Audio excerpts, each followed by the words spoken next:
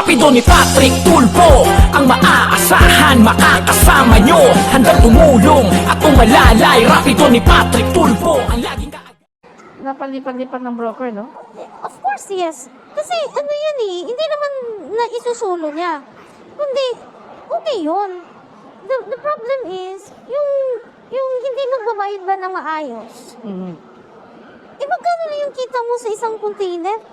Sa releasing, sa'yo pa lahat? So, honestly, ma'am, do you think baka yung dalawang container sa Davao Port na US sa Qatar ang origin, baka madeklara ng abandon yun sa laki ng utang, no? Ilang buwan na ba yun, ma'am?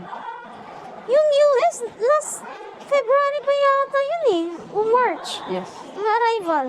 Tapos yung Qatar, nasa March din, April, mga ganun. Kasi yung Qatar, bago-bago lang. Pero ma'am, based on my knowledge right now, pag hindi mo na ilabas ng ilang linggo yan, ma'am, mabigat na yun. Oo. Kasi ano, di ba, ganito. Ang mandato kasi ngayon, lalo na dito sa 15 days, abandon na yan. Yes. Pag hindi may lunch mo.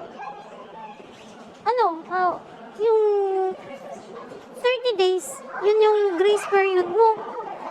What more kung ilang araw na? Alam mong nangyayari dyan, nung kumikita si shipping line. Yes. Biruin mo may isang shipping line dyan, nasa iyo na yung storage nila per day, loading mo is 10,000? Yes. Kilala mo? Yes. Yeah, 10,000. Tapos, meron pang, basta, sabi ko nga, talaga, sabi ko yung binayad mo sa kanila, yun yung advice ko yung sinabi ko sa'yo na the last option na mangyayari yan, i-abandon mo, option na lang yan.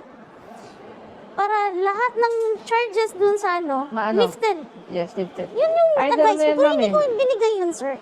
Kasi ganito yan. Inaalala ko pa din yung hard-earned ng pera ba? Naghirapan. Hindi naghirapan ng ba? Tinulong mo na wala pa. Imbis na sa posisyon mo binigay po dahil tumulong ka. Dahil yun nga ang rason palagi. OFW. Siyempre, parehas din natin kapwa Pilipino. Kaya,